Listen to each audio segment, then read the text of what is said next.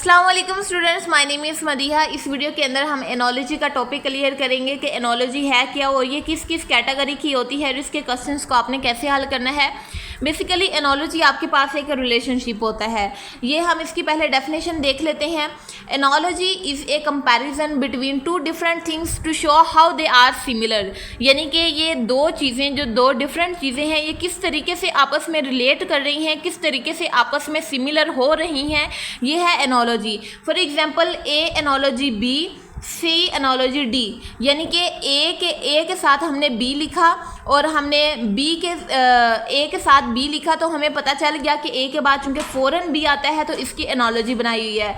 फिर अगर हमें वो सिर्फ सी दे देते हैं तो हम आगे वाली एनोलॉजी डी खुद लिख सकते हैं, क्योंकि हमें पता है कि ये जो बी है ये ऐसी एक एनोलॉजी है जिसके अंदर ए के बाद फ़ौरन बाद बी आ रहा है, तो सी के फ़ौरन बाद वाला जो अल्फ़ाबेट है वो हम लिखेंगे। एग्जाम्पल इसकी हम और देखते हैं। Hand, glove, sock, foot. यानी जो ग्लव हैं वो हैंड पे पहने जाते हैं, इसी तरह जो सॉक्स हैं वो फुट पे पहने जाती हैं। तो इन दोनों का आपस में रिलेशन है, ये हमने देखा और ये वाला रिलेशन हमने खुद बना लिया। इसी तरह बार्क डॉग, यानी जो डॉग है वो जब बोलता है तो उसको हम बार्क बोलते हैं इंग्लिश में। इसी तरह जब जो कैट है जब वो बोलती है तो उसको हम इंग्लिश में मियाऊ बोलते हैं। तो इनकी साउंड का ये रिलेशन है। इसी तरह जो हॉट है इसका ऑपोजिट है कोल्ड। इसी तरह जो अप अगर हमें दे देंगे तो उसका जो ऑपोजिट होगा वो डाउन होगा। तो इस तरह हम एनोलॉजी के क्वेश्चंस को हल करते हैं। यानी कि एनोलॉजी में पहला जो पेयर होता है इसका रिलेशन हमें दिया होता है और जो सेकंड वाला पेयर होता है उसका एक हिस्सा हमें दिया होता है, दूसरा हिस्सा हमने खुद मालूम करना होता है नीचे ऑप्शंस को देख के। तो इसकी हम कैटेगरीज देखते हैं फर्दर, ताकि आपको इसकी सही से समझ आ जाए। पहली कैटेगरी है सिनोनिम एंटोनिम की। यानी कि आपको दो पेयर दिए जाते हैं सिनोनिम एंटोनिम के, वो आपने बताने होते हैं। लाइक हैप्पी है, इसका सिनोनिम है जॉयफुल। तो आगे थर्ड वाला वो वर्ड आपको देंगे सैड, तो इसका सिनोनिम आपने बताना होगा। That is depressed. तो इसी तरह एंटोनिम की एनोलॉजी है, दो पेयर आपको देते हैं जो कि एक दूसरे के बिल्कुल ऑपोजिट होते हैं। लाइक अराइव का मतलब होता है पहुंचना और इसका ऑपोजिट इन्होंने दिया हुआ है डिपार्ट, यानी कि चले जाना। ये मोस्टली एयरपोर्ट्स के लिए हम वर्ड इस्तेमाल करते हैं। जब जहाज़ आता है तो हम उसको कहते हैं अराइव, और जब वो चला जाता है यानी उड़ के चला जाता है अपनी डेस्टिनेशन की तरफ, हम उसको बोलते हैं डिपार्ट। तो ये एक एनोलॉजी उन्होंने हमें दे दी। सेकंड वाली एनोलॉजी है स्टार्ट। तो इसका हमने ऑपोजिट बताना है, एंटोनिम बताना है, तो इसका ऑपोजिट होता है फिनिश। तो ये एक एनोलॉजी की कैटेगरी है कि इस तरीके से आपको क्वेश्चन दे के वो पूछते हैं कि इसका जो फोर्थ वाला पार्ट है वो क्या आएगा। यानी कि टोटल 4 अल्फाज होते हैं एनोलॉजी में, जो चौथा लफ्ज़ है वो आपने मालूम करना होता है पहले 3 को देखते हुए। तो आगे इसकी एक और कैटेगरी है पार्ट एंड होल रिलेशन। यानी कि पहला है पार्ट टू होल एनोलॉजी। इसके अंदर क्या होता है, ये एक छोटा पार्ट दिया होता है और बड़ा सेकंड वाला जो इसका पार्ट होता है वो बड़ा हिस्सा होता है। फॉर एग्जांपल ब्रांच ट्री के ऊपर होती है। ट्री की जो शाखें होती हैं ना उनको ब्रांच बोलते हैं। तो ब्रांच के आगे ट्री लिखा है। इसी तरह व्हील जो है ये बाईसाइकिल की होती है। तो इसलिए हमने पहले पार्ट लिखा, छोटा सा पार्ट लिखा, फिर इसके बाद होल लिख दिया, फिर इसका भी पार्ट लिखा, इसका भी पूरा होल लिख दिया। सेकंड वाली एग्जांपल है ब्लेड। तो इसका जो होल है वो है ग्रास। इसी तरह जो पेज है, पेज एक बुक का होता है, जो और होल जो है वो बुक है और इसका जो पार्ट है वो है पेज। इसी तरह सेकंड वाली एनोलॉजी है होल टू पार्ट। यानी कि उन्होंने होल दिया होता है, पार्ट हमने मालूम करना होता है। लाइक बाईसाइकिल है तो उसका पार्ट है पैडल। इसी तरह ट्री है तो ट्री का जो पार्ट है वो है लीफ। अब आप लोग यहाँ पे क्वेश्चन कर सकते हैं कि यहाँ पे ट्री का जो पार्ट है वो लीफ दिया हुआ है, यहाँ पे ब्रांच दिया हुआ है। तो आपको पता है कि लीफ और ब्रांच जो है ये ट्री के ही पार्ट्स हैं। तो अब आपके जो MCQs होगा ना, उसके जो ऑप्शंस होंगे उसके अंदर जो ऑप्शन ठीक होगा वो आपने सिलेक्ट करना है। हो सकता है वहाँ पे ब्रांच हो सकता है वहाँ पे लीफ हो। तो इन दोनों में से कोई भी एक आ जाए, बस आपको ये रिलेशन पता होना चाहिए कि पार्ट टू होल का भी रिलेशन हो सकता है और होल टू पार्ट का भी रिलेशन हो सकता है। आपने ये तीनों के तीनों एग्जाम्पल, इसकी भी और इसकी भी, इसको लिख के 2 से 3 मरतबा खुद पढ़ना है, तो आपको इसकी बहुत अच्छी से समझ आ जाएगी। फिर भी कोई चीज़ समझ नहीं आती तो आप मेरे से पूछ सकते हैं। इसके बाद कॉज एंड सोर्स का रिलेशन आता है, यानी कि कॉज जो वजह बनी और उसका सोर्स क्या था उसका हमने रिलेशन बताना होता है एनोलॉजी में। यानी कॉज एंड इफेक्ट एनोलॉजी है, रेन आई यानी कि बारिश आई, उसके बाद फ्लड आ गया। इसी तरह स्पार्क हम बोलते हैं जब छोटी सी आग लगती है, छोटी सी एक चिंगारी बलती है, तो उसके नतीजे में क्या हुआ, फायर लग गई। यानी कि पहले कॉज हमें बताएगी, फिर उसका इफेक्ट बताएगा। इसी तरह वायरस है, वायरस की वजह से इलनेस होती है यानी बीमारी होती है, ये कॉज था और इलनेस उसका इफेक्ट है। इसी तरह प्रैक्टिस है, प्रैक्टिस ये एक कॉज है और इसके नतीजे प्रैक्टिस का जो इफेक्ट है वो हमारे पास स्किल है, यानी कि जब हम ज़्यादा प्रैक्टिस करते हैं तो हमें कोई ना कोई स्किल आ जाती है, हम सीख लेते हैं। तो कॉज एंड इफेक्ट का ये रिलेशन होता है, इस तरह की एनोलॉजी होती है।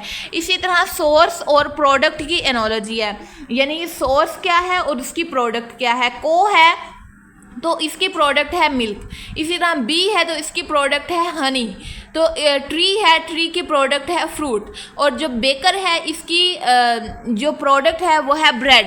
यानी कि पहले सोर्स का नाम लिखा होगा, फिर उसका प्रोडक्ट लिखा होगा। अब आप ये कह सकते हैं कि जो को है वो उससे हम गोश्त भी लेते हैं, ये गोश्त का भी सोर्स है, लेकिन आप लोगों ने थोड़ी सी कॉमन सेंस इस्तेमाल करनी है कि जो को है इसका प्राइमरी मकसद क्या है, इसका मेन रोल क्या है हमारी सोसाइटी में। तो मेन हमारा यही है ना कि हम को से मिल्क लेते हैं, गोश्त तो हम इसका बनाते ही हैं, लेकिन इसका जो प्राइमरी सोर्स है वो तो मिल्क है ना, इसलिए हमने इसके अंदर थोड़ी सी अपनी कॉमन सेंस भी यूज़ करनी है।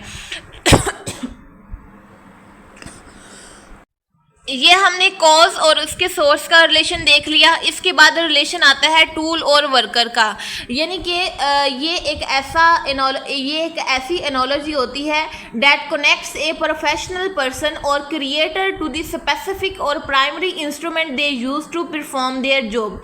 यानी कि एक वर्कर है और एक या फिर प्रोफेशनल शख्स है, वो अपना काम करने के लिए जिस टूल को, जिस इंस्ट्रूमेंट को इस्तेमाल करता है उसकी भी एनोलॉजी होती है। लाइक पेंटर है तो वो ब्रश को इस्तेमाल करता है, ज़ाहिर है वो और भी चीज़ें इस्तेमाल करता है, लेकिन उसका जो मेन इंस्ट्रूमेंट है, प्राइमरी इंस्ट्रूमेंट है, वो ब्रश है। इसी तरह जो सर्जन है वो स्कैल्पल का इस्तेमाल करता है। इसी तरह सेकंड वाली एग्जांपल है, जो राइटर है वो लिखने के लिए पेन इस्तेमाल करता है, और जो कारपेंटर है वो सा को इस्तेमाल करता है। तो ये आप एनोलॉजीज लिख के इसके वर्ड्स के मीनिंग्स को सर्च करके इसको ज़ुबानी याद करिएगा, तो फिर आपको ये एनोलॉजी नहीं भूलेगी। बहरहाल ये जो एनोलॉजी की मैं आपको कैटेगरीज बता रही हूँ, इनके आपने नाम नहीं याद करने के, ये वर्कर टूल एक कैटेगरी है, ये कॉज टू इफेक्ट है, ये फ़लाँ है, ये फ़लाँ है। बताने का मकसद आपको ये है कि इस कैटेगरी की एनोलॉजीज आती हैं। आपको एग्जाम के अंदर सिर्फ ये पूछा जाएगा, यानी कि एनोलॉजी पूछी जाएगी, उसकी कैटेगरीज नहीं पूछी जाएंगी। तो आपको ये समझाने के लिए कैटेगरीज बताई जा रही हैं। बेसिकली आप लोगों को जो समझाने का मकसद है वो ये एनोलॉजी है कि एनोलॉजी ऐसी भी हो सकती है, ऐसी भी हो सकती है, बस आपको इसके क्वेश्चंस हल करना आते हों। इसी तरह आगे है टूल टू एक्शन एनोलॉजी, यानी जो टूल है वो क्या एक्शन परफॉर्म करता है, उसका क्या काम है, वो वाली एनोलॉजी देखनी है। सीजर है तो ये कट करने के लिए इस्तेमाल होती है। इसी तरह जो ग्लू है ये चीज़ों को पेस्ट करने के लिए इस्तेमाल होती है। सेकंड वाली एनोलॉजी है ब्रूम, तो जो ब्रूम है यानी जो हमारे घरों में झाड़ू होता है वो स्वीप करने के लिए इस्तेमाल होता है। इसी तरह जो रूलर है वो मेजरमेंट के लिए इस्तेमाल होता है। तो ये टूल टू एक्शन एनोलॉजी है, यानी जो टूल है वो क्या एक्शन परफॉर्म करता है उसकी एनोलॉजी है। इसके बाद हम देखते हैं कैटेगरी एंड कैरेक्टरिस्टिक, यानी आइटम टू कैटेगरी एनोलॉजी है, फिर कैरेक्टरिस्टिक एनोलॉजी है। एग्जाम्पल के जरिए समझते हैं, एप्पल है तो एप्पल क्या है, फ्रूट है। एप्पल एक आइटम है, इसकी कैटेगरी क्या है, फ्रूट। इसी तरह कैरेट है, कैरेट एक वेजिटेबल है तो इसकी कैटेगरी क्या होगी, वेजिटेबल। इसी तरह जो आंट है ये एक इंसेक्ट है, इसकी कैटेगरी है इंसेक्ट की। इसी तरह जो ईगल है, ईगल एक बर्ड है, ये आइटम टू कैटेगरी की एनोलॉजी है, यानी पहले एक छोटी आइटम दी गई है, उसकी क्या कैटेगरी है वो हमने बतानी होती है। तो जैसे ही आपको ये तीन चीज़ें दी जाएंगी ना, जैसे कि मैंने आपको शुरू पे बताया कि इतनी तीन चीज़ें दी जाती हैं, ये चौथी आपने मालूम करनी होती है। तो ये 3 चीज़ें पढ़ने के बाद आपको खुद ही आगे वाले क्वेश्चन, आगे वाले आंसर की समझ लग जाएगी, आपको पता चल जाएगा। क्योंकि आप लोग कुछ ना कुछ पढ़ लिख के आए हैं, आपकी लाइफ का थोड़ा बहुत एक्सपीरियंस है, तो आपको ये चीज़ें पढ़ने से समझ आ जाएंगी। बस आपने इसको देखना है कि एनोलॉजी का बेसिक कॉन्सेप्ट क्या है। जिस तरीके से पहले वाला पेयर बना है उसी तरीके से आपने सेकंड वाला पेयर बनाना होता है। वो जिस कैटेगरी का एनोलॉजी है उसी कैटेगरी का आपने सेकंड वाला पेयर बनाना है।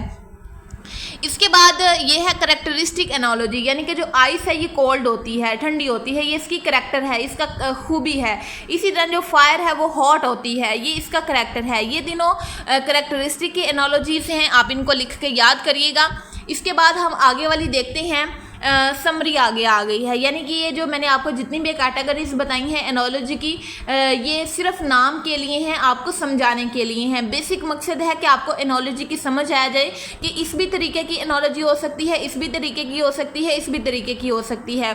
तो ये लास्ट पे मैंने लिख दी है इसकी समरी, ताकि आप इसको एक ही पेज पे याद कर सकें। आपने पीछे वाली सारी कैटेगरीज की पहले डेफिनेशन पढ़नी है, फिर लास्ट पे जब आपको वो सारा कुछ याद हो जाए देन आपने इस समरी को पढ़ना है।